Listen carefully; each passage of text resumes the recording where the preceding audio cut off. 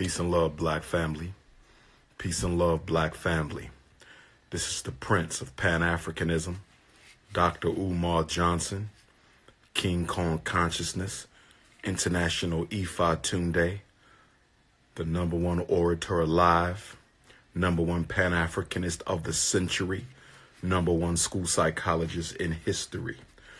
Brothers and sisters, I want to come to you tonight because something very wonderful, something very beautiful happened to me this evening.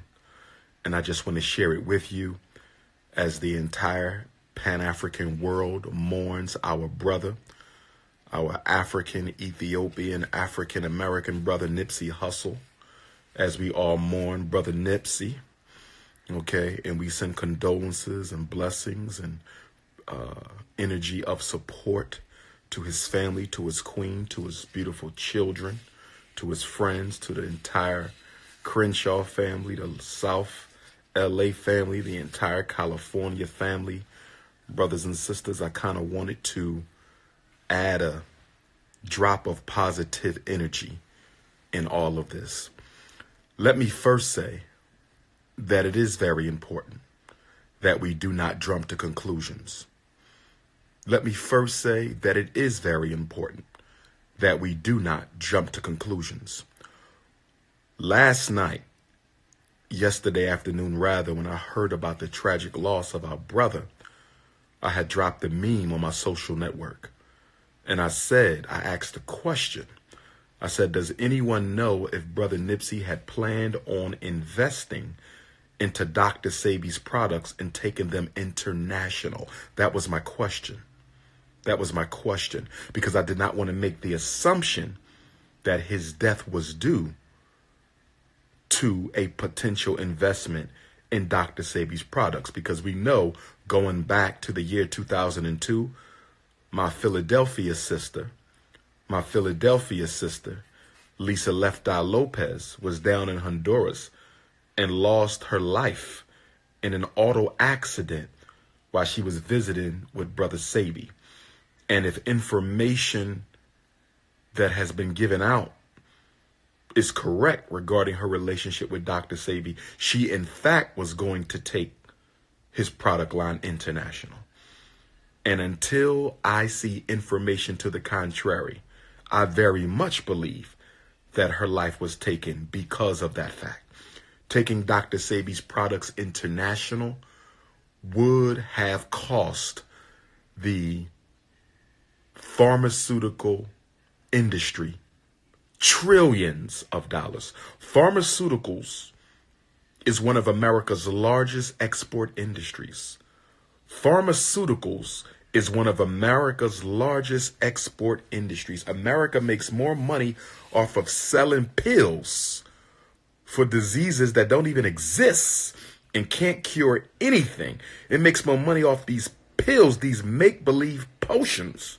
More money is made off that by this country than almost anything else that it sells. Okay? So until I see evidence to the contrary, I will forever believe that our sister lost her life because she was going to help Dr. Sebi take his products international. So when I heard about Brother Nipsey's death, I said, if he was going to do that,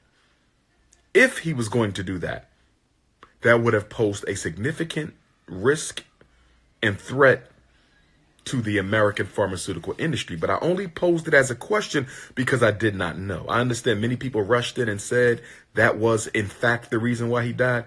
I didn't rush in and say that. I heard a lot of people saying that Brother Nipsey was murdered for doing a documentary on Dr. Sebi. I never believed that for a minute. I never believed that for a minute.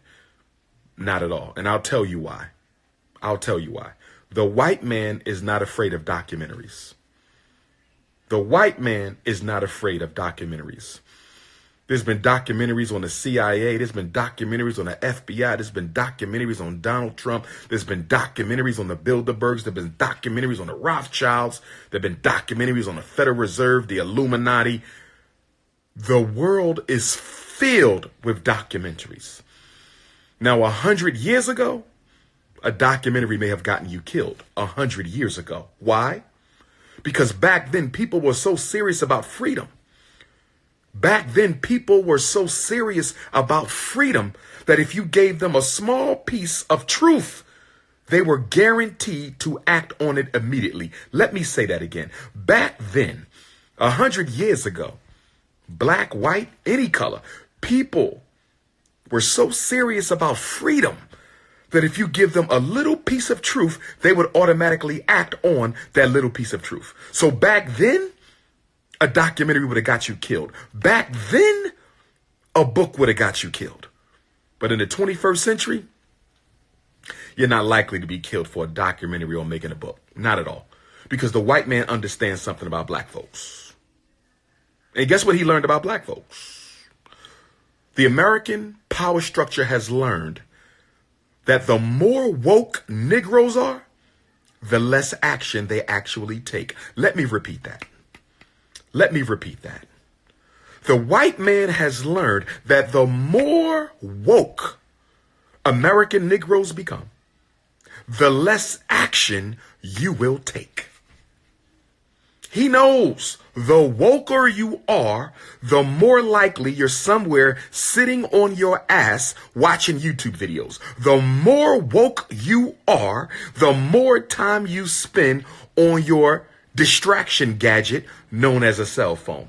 Your distraction gadget known as a laptop. Your distraction gadget known as social network. He's not afraid of a documentary. No one's getting killed for a documentary. I promise you that. I promise you that. Okay? Was the documentary necessary? Yes, for us. Brother Nipsey's documentary on Dr. Sebi was necessary, critically important for us. We needed it for us. Shout out to Nick Cannon. Shout out to Nick Cannon. I'm glad that our brother Nick Cannon has decided to continue our brother Nipsey Hussle's plan and program and agenda to complete the Dr. Sebi documentary, because Dr. Sebi and his work is a very relevant piece in the contemporary history of African people. We cannot allow his story to be lost to time, because thousands of our ancestors' stories we will never know because they were not documented or recorded. And I thank Brother Nipsey's spirit for being pioneering enough, and for that brother to have enough foresight to know we have to document this elder appropriately. Shout out to Nick Cannon.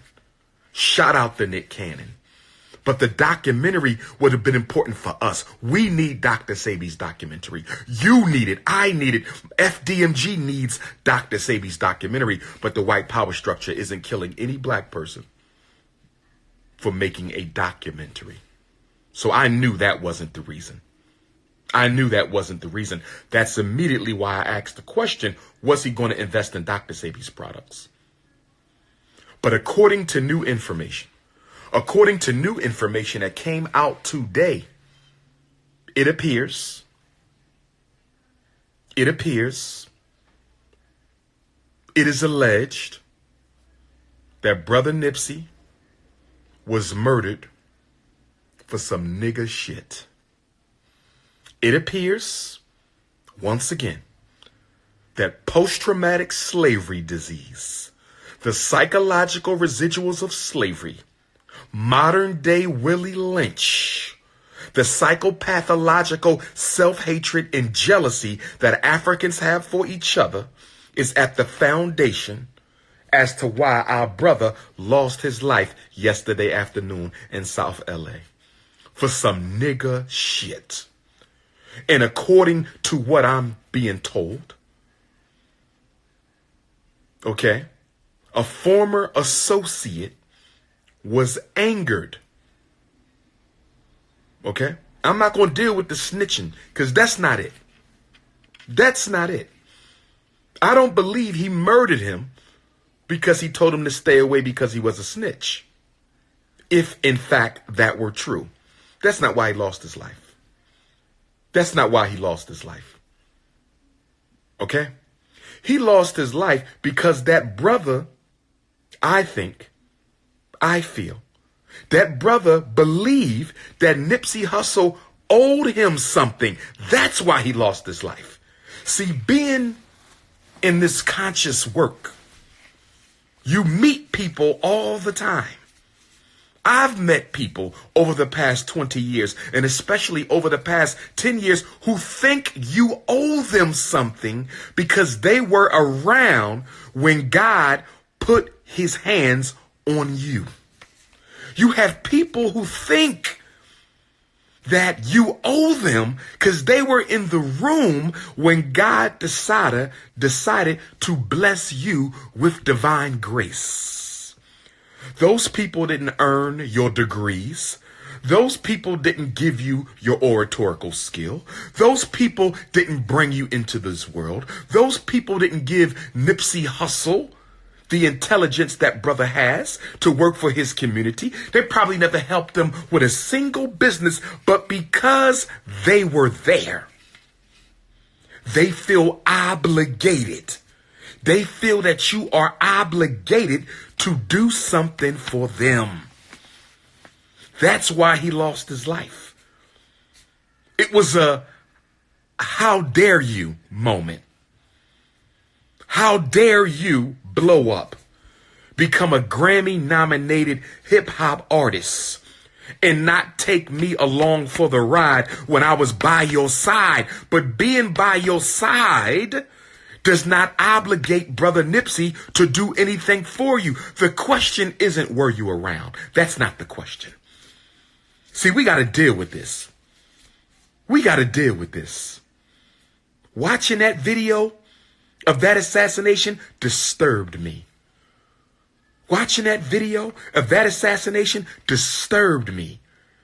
The brother who took Brother Nipsey's life, he was full of hate, rage, to put bullets into someone and then come back and put more bullets into them to make sure they are gone. That is jealousy. That is intense envy. That is rage. That is hatred. And why? Because you were around. Because you were around.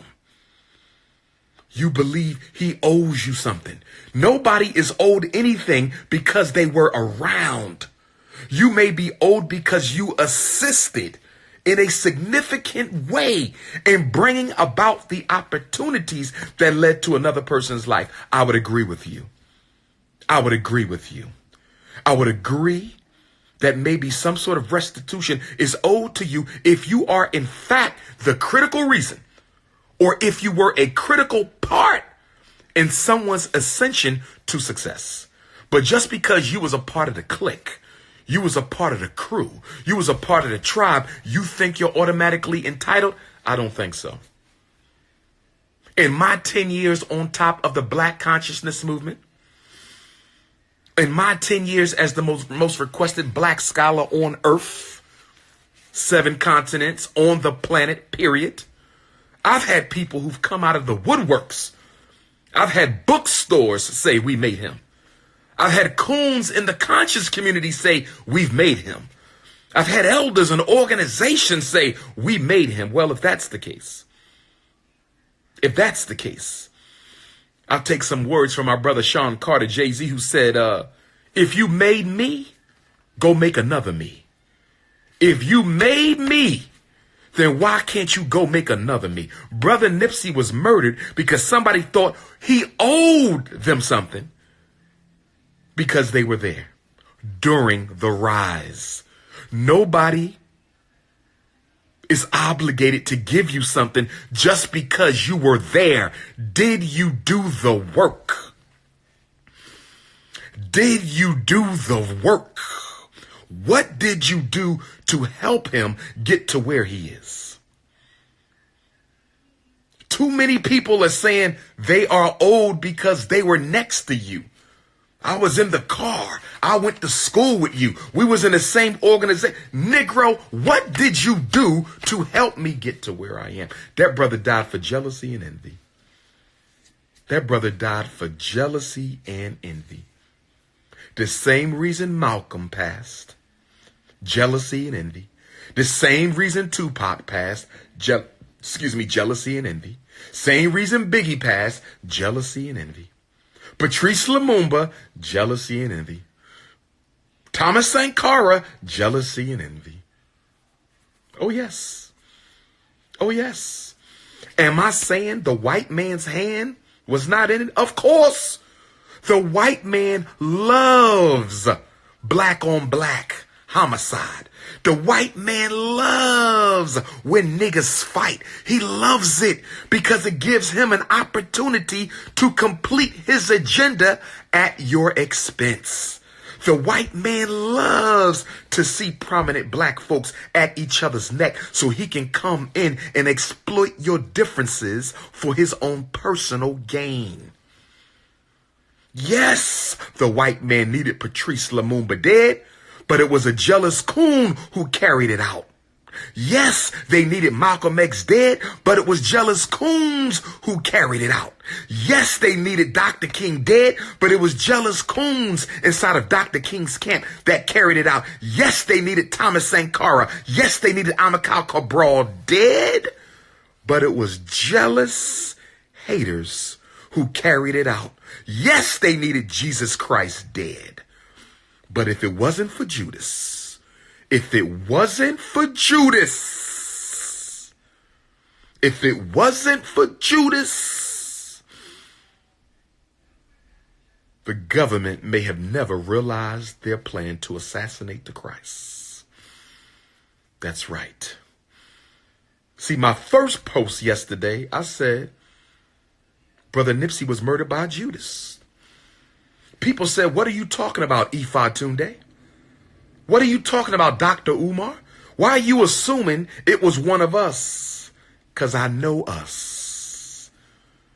Why would a white man hire a white man to go into the black community to kill a black man when there's so many other niggas ready and willing to do it for him? I'll ask the question again. Why would the white man hire a white man to go into a black community and murder a black man when there's so many black people who are willing to do it themselves?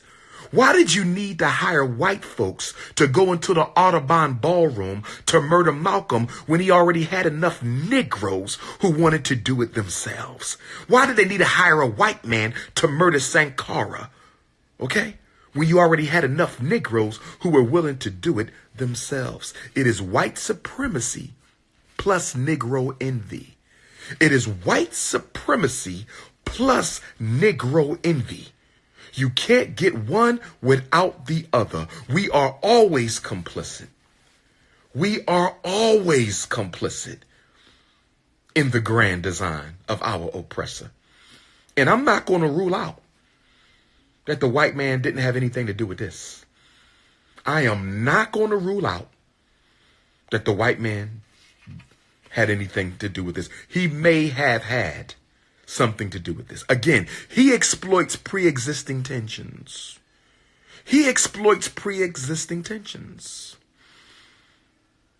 He could have let the brother know where Nipsey was. He could have fabricated some text messages. We know how COINTELPRO works. I'm not saying the white man wasn't involved in this. We know he was involved because, after all, he controlled the mind of the assassin. If nothing else, the white man controlled the mind of the assassin. So he was involved directly or indirectly. We know he was involved indirectly because the mind that murdered Nipsey Hussle yesterday was not an African mind. It was a European mind. The mind that murdered Nipsey was not an African mind. It was a European mind. It may have been a black body. It may have been a black body that murdered our brother, but the mind was that of a Neanderthal. The mind was that of the pale man. Okay? The mind that murdered Nipsey was European, although the body may have been black. So we know the oppressor was indirectly involved. The only question is whether he was directly involved. But what is looking like right now, what it's looking like at this moment, is that assassination was some good old-fashioned nigga shit. I'm letting y'all know right now. Okay? I don't care how long you knew me. I don't care what you've ever done to help me or assist. I don't care which one of my organizations you are a part of. I don't care if I was your co-worker. I don't care if you brought me a nice ice cold spring water. When I do the hiring for FDMG and when I select volunteers for FDMG, that will purely be based on what is best for our boys. Let me say it again. Let me say it again. What I saw happen to our brother yesterday demands that I make it clear to everyone in the Pan-African world. Okay? Please don't relocate to Delaware thinking I'm obligated to give you a job.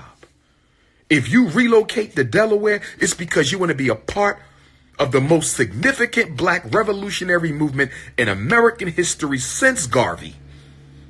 Since Garvey.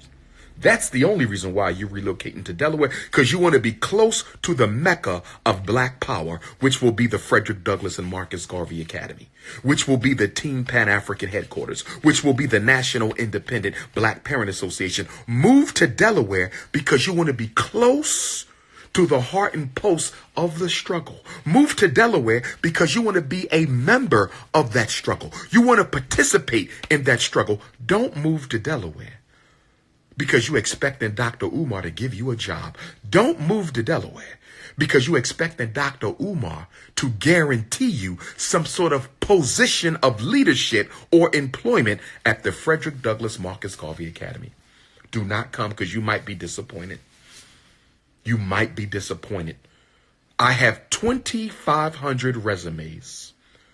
2,500 resumes. And I'm going to choose the best people for those positions. It could be somebody I know. It may be somebody I don't know. But I'm going through every resume and I'm choosing what's best for our boys. Don't come to me telling me I owe you a damn thing. This is the business of reconstructing the African mind to bring about an authentic African world revolution. That is the purpose of FDMG. It is not about hooking up my homies. It is not about paying back former allies. That school is for our children and for our children only.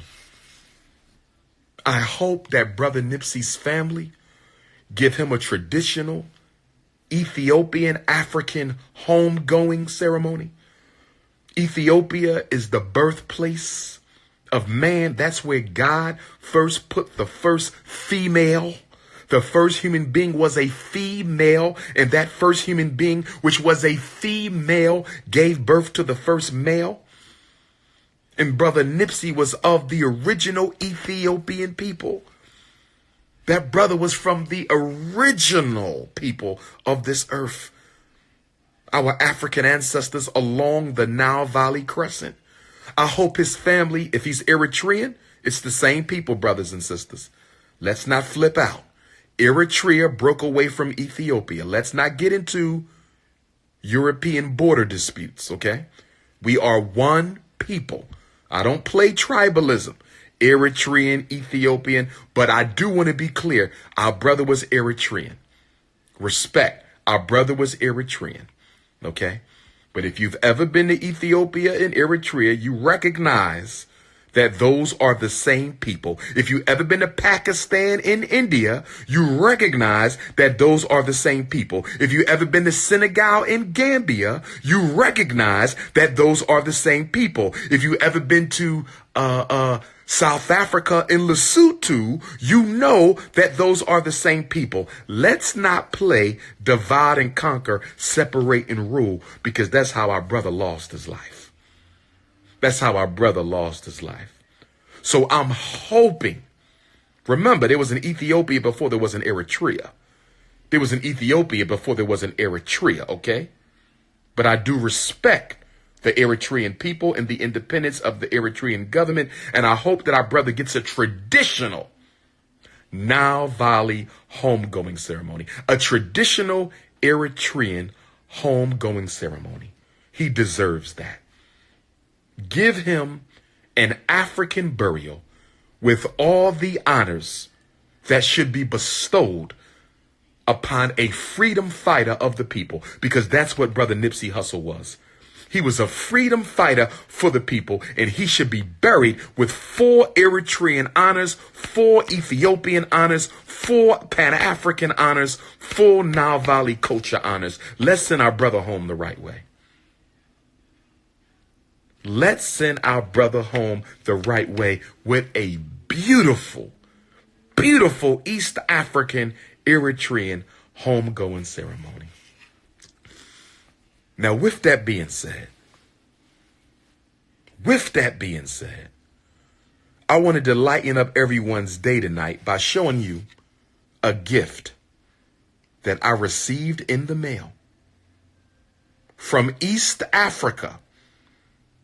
Brother Nipsey's from East Africa, and it's so ironic that I went to the mailbox yesterday, but I finally opened it up tonight, and a brother who I never met, a brother from Tanzania, East Africa, who I never met, sent me this beautiful African statue made of mapingo wood. Brothers and sisters, look at this.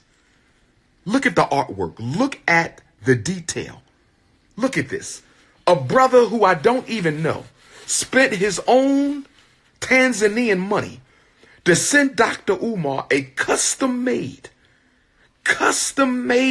statue of our ancestors, an ancestral tree.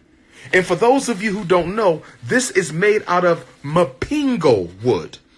M-P-I-N-G-O, mapingo wood. Mapingo wood is one of the hardest, strongest woods in the world.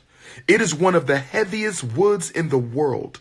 And if memory serves me correctly, it only grows in Tanzania. It only grows in Tanzania. This wood is so strong, brothers and sisters, you cannot drive a nail through it unless you first drill into it. You cannot screw into this wood unless you first drill into it. It is one of the blackest woods. It is one of the darkest woods. The mapingo tree is a symbol, as my brother Ibrahim taught me in the paper he sent me along with this beautiful gift. The mapingo tree is a symbol of African resistance, because you cannot break this wood. You cannot destroy this wood. And just like we are the children of Africa, we are unbreakable. We cannot be destroyed. You can beat this wood. You can slam this wood. You can try to burn this wood. You can try to hammer this wood, screw this wood, drill this wood, drill it. And guess what? The wood remains. This is the symbol of us, the mapingo. This statue weighs about 50 pounds. This statue weighs about 50 pounds, brothers and sisters. And I want to show this to you. I want to show you what a brother from Africa sent to Dr. Umar. I want you to see this beautiful piece of artwork that a brother I never met sent. And he said he sent it because he appreciates what I'm doing for the struggle. He said, I'm going to give you this gift, Dr. Umar, because I see what you're doing for our children and for our people. And I'm showing y'all this because at a time where the community is grieving the loss of our brother Nipsey Hussle, at a time where the community is grieving the loss of our brother Nipsey Hussle, I need you to know that there are Africans around the world. There are Africans around the world who do operate on positivity, who do operate on collectivity, who do operate on unity, who do operate on oneness, who do operate in a Pan-African mindset. I'm going to offer this to my ancestors tonight. This is going on the ancestral altar tonight. This is being given to my ancestor tonight. Okay, private ceremony, just me and the ancestors. But I want to thank my brother Ibrahim. He paid a lot of money to ship this. And I don't know if he carved this by his own hands or if he purchased it. But mapingo is also one of the most expensive woods in the world. Mapingo is also one of the most expensive woods in the world. This is one of the most expensive woods in the world. And that brother spent his own money to get this shipped all the way from East Africa, Tanzania, to your brother, Dr. Umar Johnson. Don't tell me Africans on the continent don't care about us. Don't tell me Africans on the continent don't want to unite with us. Don't tell me Africans on the continent have turned their backs. Of course you have some coons on the continent. You got coons in America. You got coons in the conscious community. We got coons all over the world. Wherever there's Africans, there's coons. But this right here was one of the most beautiful gifts I've ever received. And the fact that it came from the Fertile Crescent, the fact that it came from the land before time, the fact that it came from East Africa where God first put man, which is the black man and woman, does my heart good. On the day that we mourn our brother Nipsey Hussle, I can also smile and say the promise of Pan-Africanism is still here. I can also smile and say the promise of Pan-Africanism is still here, brothers and sisters. I'm offering this to the ancestors tonight. A piece of East Africa on my shrine. A piece, it's called Mapingo wood. M-P-I-N-G-O. Do your research on Mapingo wood, one of the hardest, strongest, most expensive woods in the world, grown exclusively in East Africa. Mapingo wood, the wood of our ancestors. This is the unbreakable wood. In fact, I'm going to start referring to African Americans as the Mapingo people. Damn that black shit. We the Mapingo people. Nat Turner was of the Mapingo. Gabriel Prosser was of the Mapingo. Denmark Vesey was of the Mapingo. Ida B. Wells was of the Mapingo. Fannie Lou Hamer was of the Mapingo. Bishop Turner was of the Mapingo. Dr. King, Malcolm X, Medgar Evers, Huey P., Little Bobby Hutton, Fred Hampton was of the Mapingo people. Now, with that being said, brothers and sisters, I'm going to take a couple questions. If you have a question for Dr. Umar, not a speech, but a comment or a question, go ahead and tap in and I'm going to see what I can do. I'm only going to take a few because I got to offer my new gift to the ancestors. Go ahead and tap in if somebody has a question or comment for the Prince of Pan-Africanism. I'm not going to keep you too long. Okay.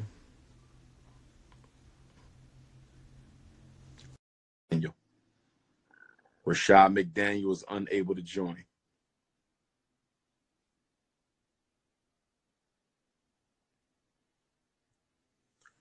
Ricky Tan, Colossal Culture. We waiting on Colossal Culture going once, Colossal Culture going twice. There we go, Colossal Culture. What's going on, black man? What's up, man? How you doing? All is well. Where you at in the world, brother? Where you at in the world? I'm in Richmond, VA, man. I really want you to come out here too, man. Richmond, VA. I will be in. Yes, I need to get out to Richmond. I ain't been to Richmond in about 3 years, my brother. So I need to get back to Richmond. Yeah, I definitely. Now, the closest I will be to you, just to let you know, I will be at Prince George's County Community College in Maryland, Largo, Maryland, on Thursday, May the 2nd. Okay. Thursday, May the 2nd. But we're going to do something in Richmond, so you make sure you take my number. Do you have my cell number? Oh, no, I don't. You got a pen on you? Let me get one real quick. I'm at work, so it should be a pen somewhere. Okay. Yeah. All right, I'm ready for you. 215. Okay. 989. 989. 9858. 9858. Okay. All right. So if you know of a place in Richmond that can seat about 500 people, let me know so I can look into that because I need to get back to Gabriel Prosser City. I got to get on back to Gabriel Prosser City. So definitely let me know. But you be safe out here, brother, because a lot of us we not in our African minds. We in our European minds. A lot of brothers out here on these streets are in our European minds. So I need you to stay safe out there. All right. Most definitely. I wanted before we go, man. I just wanted to tell you thank you, man. I appreciate everything that you're doing. I'm watching your videos for a couple of years now. You helped me pick up books and just figure more about myself. So I appreciate it, man. Appreciate you, brother. I appreciate you. You ain't dating no white girls, are you? All right. Nah. All right. Never. All right. That's what I'm talking about. Never. Follow me. You'll see. You'll see. Hey, black man for black woman. That's the only way we doing it. That's the only way we doing That's it. a fact. Get in touch with me, brother. Keep this live up so I can post this. Yes, sir. Yes, sir. Got you. All right. All right, brother. Thank you. Be safe, man. Richmond, Virginia. Okay. Okay, let's see who else we got.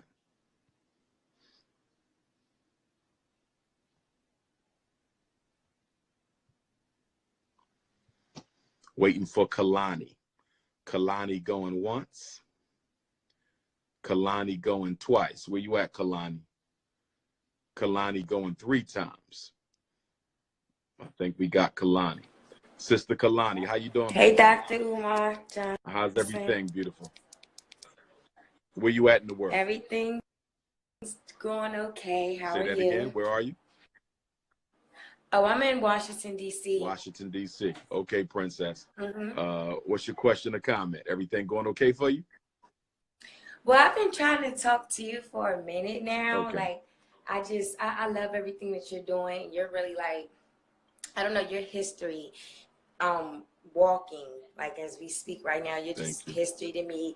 I have sickle cell anemia, and I have a 14-month-old son. Okay. And you know, you already know how sickle cell is, you know, and stuff like that. And it's crazy because like I really need to, like, I'm trying to start my own 501c because it's not really a lot that you can do. But I mean, we can protest and things of that nature, but people really don't respect you when you don't. You get what I'm saying? When you don't have the right the paperwork, or you don't have the education. So right now I am in school to, you know, just get my bachelor's in nursing. And I'm also, you know, trying to start my 501c to, you know, basically, you know, raise, you know, be able to raise the awareness and stuff like that on sickle cell. Every year, me and my mom and stuff, we go down to Congress, and we fight and stuff, and we bring some of our doctors come with us, and we show them like how many deaths you know sickle cell has caused in a year, how much how billions of dollars that we're bringing into the pharmaceutical companies alone, and the other billions that we're bringing into, you know, the hospitals, and just, you know, all of this stuff that, you know, we contribute the same as the cancer patients. We see the same doctors as the cancer patients and everything, and it's just like they still have yet to state this is a state of emergency. And you know, when they state a disease is a state of emergency, is one, you have to inform the public, and two, you have to you know, start funding to, you know, and make laws in the hospital where it's protocol for these types of patients. And, you know, in the children's world, in the children's hospital, Dr. Umar, when we go in with a crisis, I swear to you not, we go straight back. Like, we skip around, we go straight back. You know, they start fluids, everything. But it's crazy because as we start to get older, our doctors and nurses and everybody, they start, you know, tell us that, you know, you're going to the adult world, and, you know, it can get scary. So they just, you know, like, you guys got to really take care of yourselves. You know, it's not going to be the same in the adult world. Like, these are health professionals. Like, my doctor that I've been with for like 10 years, just telling me, like, you know, Kalani, you know, make sure, you know, you take this medicine, and make sure you do this. Make sure, you know, let me jump in on you. 3 things that come to mind. Okay. Number 1. You may want to have a consult with Dr. Sebi's wife in Brooklyn. She has a store in Brooklyn.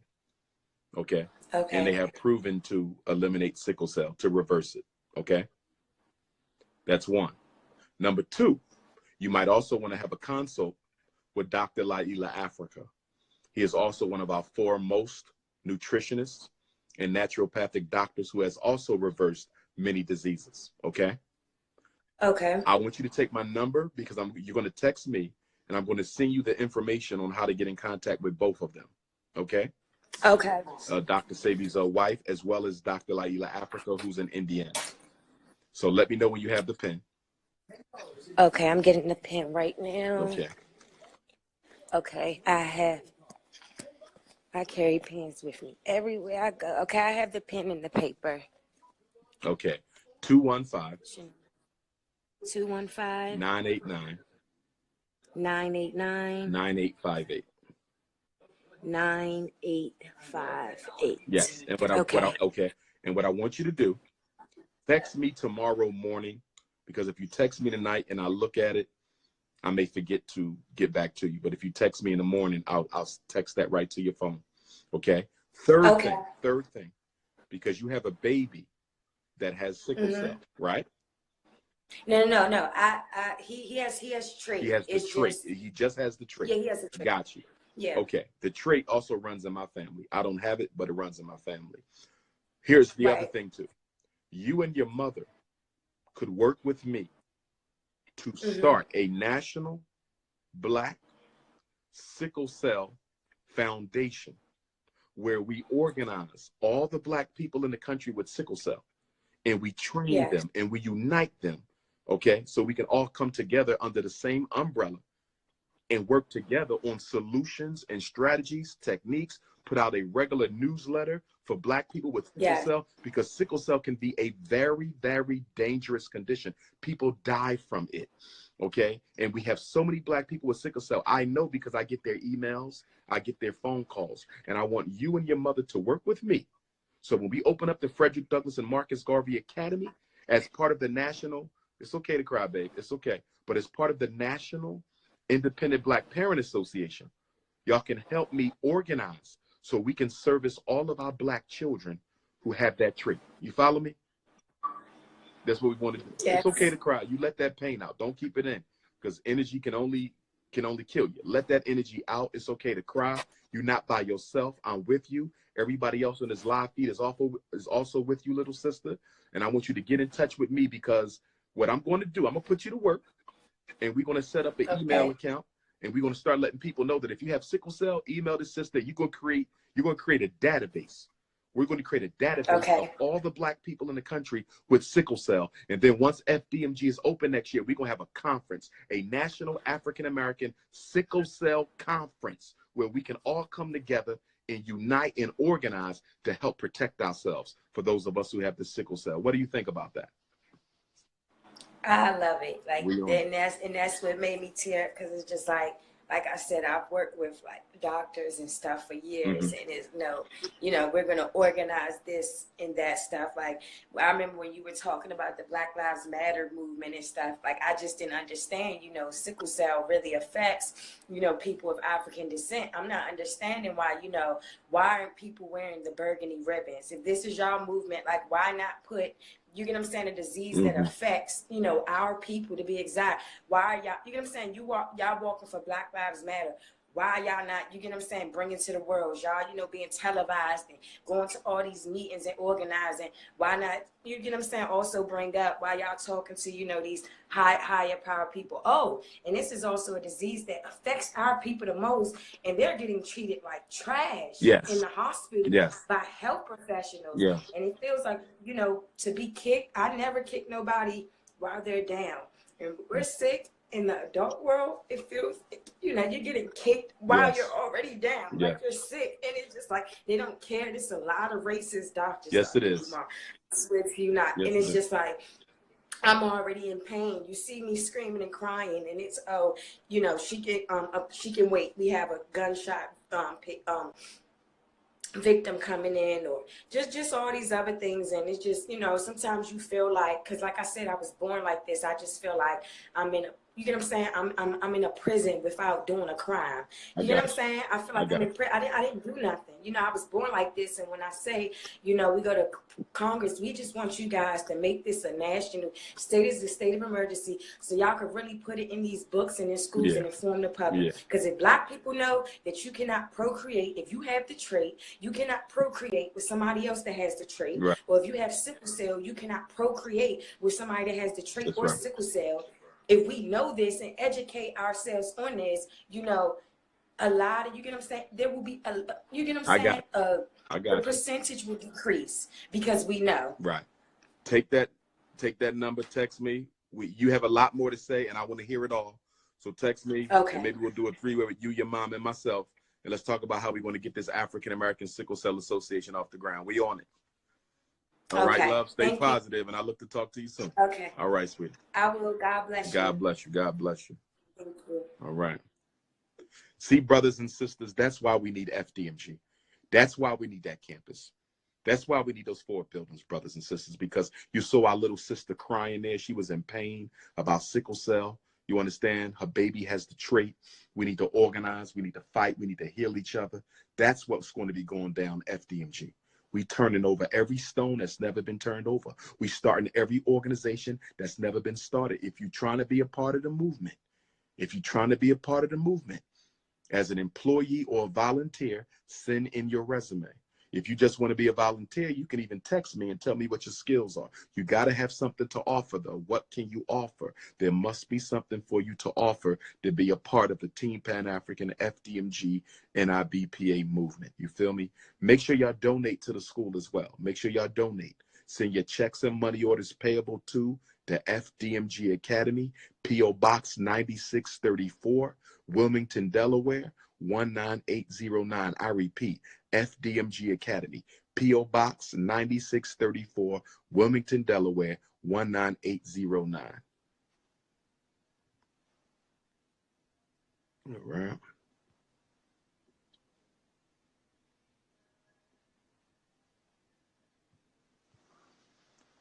Okay. Goddess Butterfly, where you at? We waiting on Goddess Butterfly right now.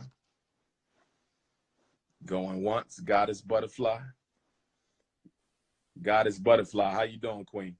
Hi, Doctor. How are you? Where you calling from? Where you based at, sis? Right now I'm in New Jersey. What part? Plainfield.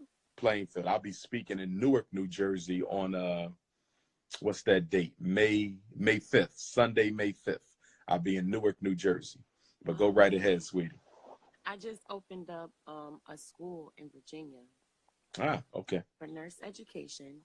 Okay. Excuse me, I've been up for 24 hours and I finally got some rest. But no problem. I wanted to just really just chime in on how important you leaders are to our community and how you guys are getting snuffed from us while you guys are buds. Mm-hmm. And it breaks my heart that a lot of Black women are seen as quote unquote nagging when a lot of us are intuitive and we're really just trying to protect you. We're really just trying to give you information that says, don't go out this way. Don't go that way. Don't do this. Don't do that. That person is not the best interest for you, or that's not the best location. And it seems as if we're quote unquote nagging, or we're quote unquote, you know, trying to impede, or we're too masculine. That's a good word to use. Okay. And I just wanted to encourage that we need our leaders to really educate us on becoming more militant, becoming more one-minded and unified in the different aspects of how creative we are. There's so many of us that are doing so many beautiful things. We're getting back in touch with holistic thinking, holistic eating, getting the mucus out of our bodies, understanding and opening up our pineal glands. Like, so many of us are reconnecting with what's been inside of us this entire time. So I wanted to just, congratulate you on being a martyr for making sure that your school goes up, because I've been a supporter since you initially mentioned it. Thank you. I've always wanted to get in contact with you in regards of really opening up the nurse education aspect of it. I heard my son just celebrated his 19th birthday. Happy birthday. Thank you. I'm so proud of such a great man. And, you know, he was like, Mom, why all of the girls just want to go to nursing? You know, some kids were making fun of it. And I'm like, well, if you ever hear that, you stop it. And I'm going to explain to you why. At one point in time, if we didn't nurse you back to health, you die. That's right. At one point in time, we the ones who were able to heal your wounds, who were giving you breast milk in order to consume anything. At one point in time, if we did not heal you, you die. That's right. It is something that is genetically, spiritually, and naturally attached to us. That's right. And I really would love to, I took your number down, and I would really love to, you know, give the operation. Right now we're doing MedTechs and PCAs. We're expanding to CNAs by this fall. And then I'm going to expand into an LPN program.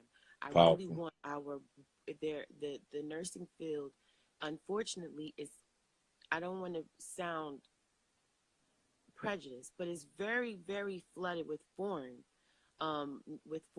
individuals, and it's as if the American is not as good, and that is the least of true. And I really want to encourage so many people who would like to become and increase their knowledge in healing. It's not just about physical chemicals. It's so much more. And I really wanted to just reach out just to really ask that you guys start to implement codes of discipline to get us more unified. We got to protect you guys. Because they're taking you guys from us before you are even really able to make a staple. And my heart is breaking for Nipsey Hussle and his family. My heart is breaking for the other Black Lives Matter young lady that was found dead. Yes. And the mother who lost her son by a hanging, so-called suicide. Yes. They're killing us right in our faces. And because we are so consumed with self-hate, we believe at first sight that is us. That's true. We automatically believe that it's us. And I'm tired of that narrative. It's infiltrated. And it is. Of course, all kinfolk, all skinfolk and kinfolk. That's but right. I believe that there are a number of us growing. The generation behind us are listening. They are seeing that we need to really unite. That we're at war and people don't want to hear it. Yeah, it's cool to shuck jive, have fun, because if you don't laugh, you gotta cry. If you don't cry, you don't laugh. Sometimes you gotta laugh from crying. But then there's times to be actually ready, prepared, to actually be educated, to know how to stock up, to know how to heal a family member without the chemicals. Know that they are really killing us through every educational. I broke my heart when I really found out that everything I learned was a lie growing up in school. All of these founders that in Virginia are still monuments, and I'm like, but that's not reality. And it really broke my heart. So I really want to encourage you to make sure that you have individuals around you that are going to protect you. Make sure that you start to speak to other young people who are growing that want to influence, and make sure that they know to have the system that's going to protect them.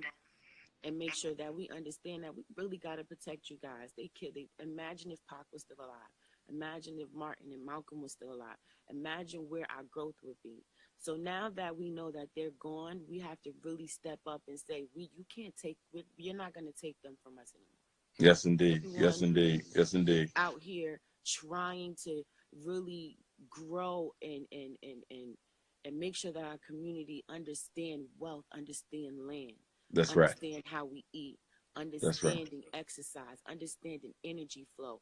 It's already in us. It's innate. And a lot of us don't understand it. I never understood why I had so much anxiety. But growing, I'm realizing it was just an empathic thing. That's right. It was an empath thing that I was born with that a lot of us don't know. Gotcha. We're so intuitive. So I just wanted to thank you for doing what you're doing. I've been a supporter for many years now. Thank you, sister. And you got that number. Make sure you get with me so we can see how we can link it all up. I would love to. You will hear from me. The school is called Empathic Health Learning Services out of Richmond, Virginia. We're budding. We're growing. And at this point, I'm just mentoring the young ladies in school. I'm doing the public speaking, letting them know that your body is your temple. That's right. And there are predators that are very real.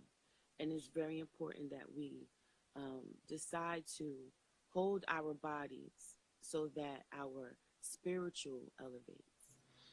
And I'm with you, Queen. Got you. Encouraging so many just to understand how important that how we're connected beyond our understanding to the source. Got you. Really get in tune. And we want make sure you reach out, babe. Make sure you reach out so we can link up. Thank you. All right, love. Thank you for that call. Appreciate you. Have a good night. All right now. All right, strong sister. Just to let you guys know, Dr. Umar Johnson will be speaking this Saturday, April the 6th, in Buffalo, New York. St. Luke AME Zion Church this Saturday, Buffalo, New York. Come through. It's going to be crazy. We're going to deal with school to prison pipeline. We're going to deal with Pan-Africanism. We're going to deal with white supremacy. We're going to touch on self-hate.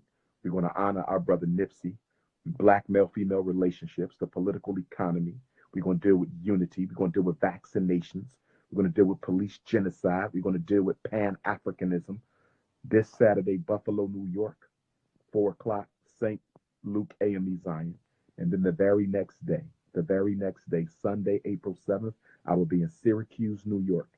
Syracuse, New York, Sunday, April the 7th, okay, at the People's AME Zion Church on South Salina Street. And that's at 4 o'clock, okay? Back to back this weekend, Buffalo and Syracuse, all children free, all elders free. Everyone else get your tickets, drumarjohnson.com, drumarjohnson.com. Cleveland, Ohio, Cleveland, Ohio, Cleveland, Ohio. The last Saturday of this month, April the 27th, Cleveland, Ohio. Okay, Liberty Hill Baptist Church. Liberty Hill Baptist Church, Cleveland, Ohio. Saturday, April the 27th at 4 o'clock. Doors open up at 2 o'clock. Okay? Newark, New Jersey.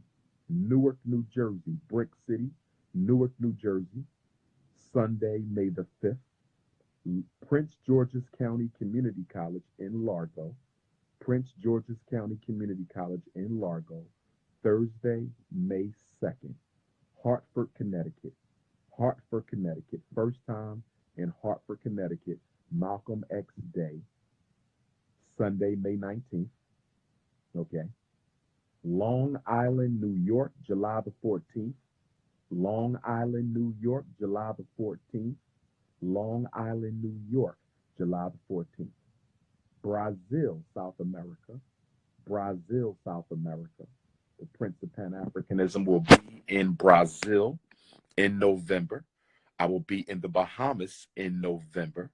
I will be in Angola probably next month in May. And of course, we have the Africa group trip to Ghana.